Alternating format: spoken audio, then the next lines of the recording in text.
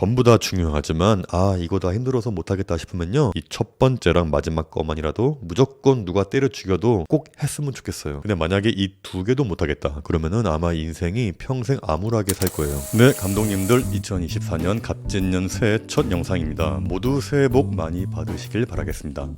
새해 첫 영상은 어떤 이야기를 하면 좋을까라고 고민했었는데, 새해부터 사람답게 살기 위한 아무리 무기력해도 반드시 지켜야 할 하루 루틴을 이야기하면 좋겠다 생각해서 한번 이야기를 해보겠습니다. 오늘의 이야기는 직장인도 마찬가지고 개인 사업을 하시는 분들도 마찬가지고 아직 취업을 못하거나 다른 일을 준비하는 모든 분들에게 해당되는 이야기니까요, 꼭 들으시면서 해볼까가 아니라 무조건 그냥 해야 되는 겁니다. 첫 번째는 취침 기상 시간을 정하기입니다. 최소 7, 8시간은 무조건 주무셔야 돼요. 가장 이상적인 건 10시에 자서 아침 6시에 기상하는 건데, 이게 힘들다면은 11시에 자서 7시에 기상하든 12시에 자서 8시에 기상하든 다 좋은데, 최소 12시를 넘겨서 잠자리에 들지는 말았으면 좋겠어요. 또 그리고 출근을 안 하더라도 무조건 최소 9시에는 무조건 기상하세요. 이 루틴이 깨져버리면 하루가 망가지고, 하루가 망가지면 일주일이 망가지고, 일주일이 망가지면 한 달이 망가지고, 한 달이 망가지면 1년이 망가집니다. 저 같은 경우에는 출퇴근을 안 하는 일이라서 새벽 3, 4시까지 작업했다가 한 3시간 자고 일어났다가 또 작업하고 이런 식으로 들쭉날쭉하면서 지냈는데, 정말 몸도 망가지고 정신도 망가지고 이렇게 루틴이 깨져버리면 건강도 엉망이 되기 때문에 반드시 하루 7, 8시간은 꼭 주무시고 무조건 밤 12시 이전에는 꼭 자자. 저는 이 첫 번째 루틴을 지키면서부터 삶의 질이 바뀌고 건강도 좋아져서 딴 건 몰라도 이 첫 번째 루틴만큼은 때려 죽여도 꼭 지키자. 그리고 두 번째는 자기 전에 스마트폰을 보지 않기. 제가 저번 영상에서도 자세히 이야기했었죠. 자기도 모르게 해버리는 자해성 행동 중에 최악의 행동이 바로 잠자기 전에 스마트폰을 계속 보는 건데, 잠이 부족하고 수면 패턴이 망가지면은 치매 확률이 엄청나게 높아진다고 합니다. 자기 전에 이렇게 스마트폰을 보고 자게 되면은 수면 질도 엄청 안 좋아지고 또 각종 우울증을 유발하는 물질이 뇌에서 나오기 때문에 올해부터는 자기 전에 스마트폰을 보는 습관을 확 없애버리자. 세 번째는 기상에서 이불 정리. 아무리 외출 계획이 없고 약속이 없다 하더라도 최소 일어나서 이불은 꼭 정리하세요. 이게 정말 사소하고 아무것도 아닌 것 같아도 무조건 해야 하는 이유는 이게 바로 하루를 시작하는 출발 준비거든요. 그리고 또 될 수 있으면 환기를 10분 이상은 꼭 시키고, 또 집이 어질러져 있으면 간단하게 정리도 하고 바닥도 한번 밀고. 제가 만나본 잘 되신 분들 중에 이 세 번째는 안 지키는 분이 없었어요. 이렇게 가장 기본적이고 사소한 하루의 루틴을 시작도 못하는 사람이 과연 다른 일도 잘할 수 있을까요? 기상에서 이불 정리하기는 미군 해군 대장 맥 레이븐이 텍사스 대학교 총장으로 있으면서 졸업식에서 학생들을 상대로 연설했을 때 강조했던 이야기예요. 인생을 변화시키고 싶으면 기상에서 침대 이불부터 정리해라. 매일 아침마다 이불을 정리하면 여러분은 그날의 첫 번째 임무를 완벽하게 완수하는 거라고 했었어요. 이렇게 이불 정리라는 사소한 행동으로 인해서 작은 뿌듯함과 성취감이 생기면서 그 다음에 임무를 하게 되는 원동력이 되는 겁니다. 이불을 정리하고 나서 집 밖에 나갔다 왔는데 그날의 하루가 엉망이었다 하더라도 집에 돌아왔는데 집이 정돈돼 있다면 내일은 꼭 어떤 일을 할 수 있을 것만 같은 용기가 생긴다. 자, 네 번째는 씻고 나서 옷을 입자. 이불 정리하고 나서 반드시 꼭 세수하고 로션이나 선크림 바르세요. 자, 머리까지 감으면 좋겠죠. 저는 머리를 하루에 10번 넘게 감습니다.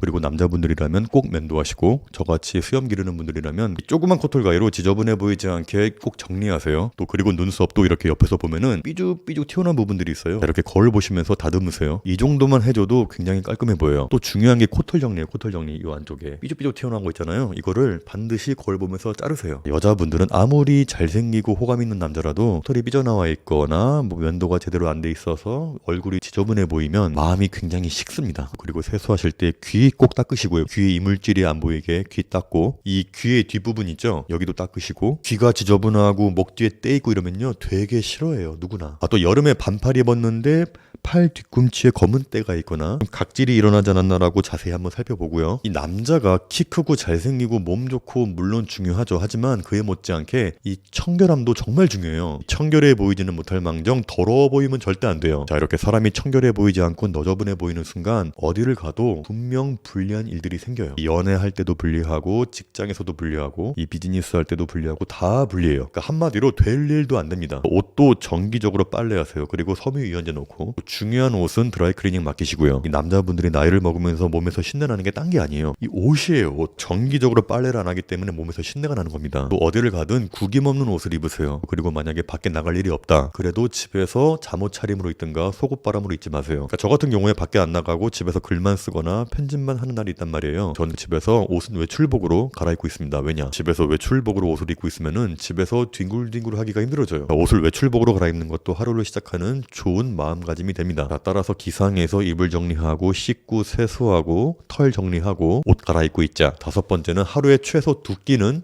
제 시간에 꼭 먹을 것. 저 같은 경우는 아침에 기상해서 물 한 컵 마시고 사과 깎아서 먹고 계란을 삶아서 먹든가 그릭 요거트에 견과류를 뿌려서 먹든가 방울토마토 먹든가 그런 식으로 무조건 아침을 챙겨 먹습니다. 그리고 아무리 바빠도 점심시간 저녁시간은 꼭 시간 지켜서 먹어요. 시간을 맞추어서 식사하는 게 왜 중요하냐면 식사를 거르거나 불규칙하게 먹는 식습관은 신진대사를 방해해서 혈당 수치가 올라가면서 체중이 증가해요. 그리고 몸의 혈당 조절이 어려워서 당뇨병 같은 대사 장애 같은 만성 질환의 발병 위험이 증가해요. 반면에 식사를 정해진 시간에 챙겨 먹는 습관들이면요, 균형 잡힌 대사 반응을 지원해서 활발한 신체 활동을 위해서 꾸준하게 에너지를 공급할 수 있기 때문에 신체 능력이 극대화되겠죠. 이 신체 능력이란 몸뿐만이 아니라 이 뇌 기능도 마찬가지예요. 규칙적인 식사는 뇌의 인지 기능과 그리고 신체에 활력을 주는 가장 중요한 것이기 때문에 꼭 기억하자. 만약에 나는 돈도 없고 뭐 차려 먹을 능력이 없다 그래도 방울토마토나 견과류 이런 것들 뭐라도 좋으니까 반드시 시간 맞춰서 뭔가를 섭취하자. 그게 가장 중요한 겁니다. 6번째, 외부 일정이 없어도 반드시 30분 정도라도 밖에 나가자. 이거 정말 중요한데요. 일단 무엇보다 사람은 밖에 나가서 잠시라도 햇빛을 쬐줘야 돼요. 그러니까 일이 없다고 해서 집에만 있는 것만큼 무기력증을 유발하고 우울증이 생기는 것도 없어요. 뭘 하든 좋으니까 밖에 나가서 있어요. 30분 동안은. 이 사람이 햇빛을 쬐줘야 비타민 D가 들어오는데 이 비타민 D가 인체 조직의 기능을 활달하게 해주고 몸의 생체 리듬을 생성한다든지 체온을 조절해주고 수면을 조절해준다든지 여러 가지 생체 리듬을 아주 좋게 만들어줘요. 그리고 비타민 D는 우울증을 완화시켜주고 기분 좋을 때 나오는 도파민과 세로토닌도 만들어주고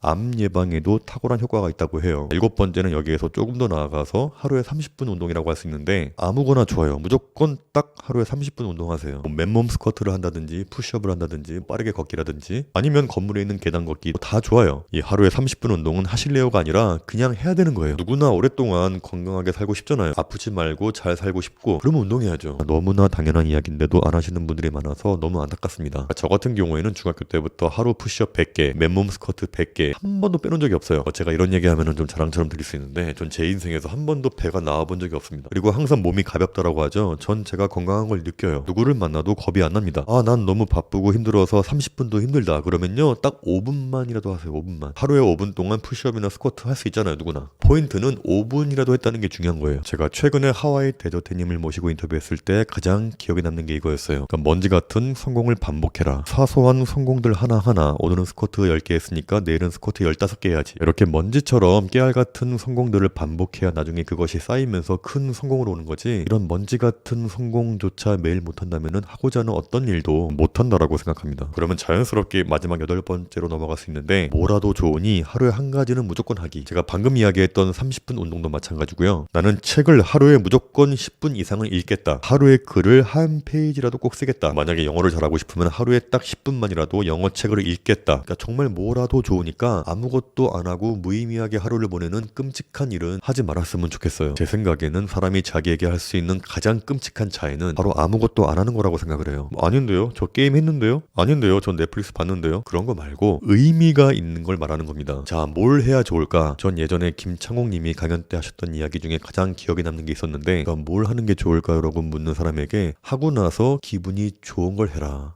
자, 몇 시간 동안 게임할 때 재밌고 기분 좋죠. 근데 하루에 게임하느라고 해가지고 하루가 다 지났어요. 하고 나서 기분이 어떨까요? 기분이 좋겠어요? 근데 반면에 영어책을 펼쳐놓고 30분 동안 읽었는데 읽을 때는 힘들고 괴로웠지만은 다 하고 나서 기분이 좋고 뿌듯해. 그럼 좋은 행동인 거죠. 이 러닝머신을 뛸 때는 정말 힘들고 괴롭고 미치겠는데 딱 30분 뛰고 나서 어때요?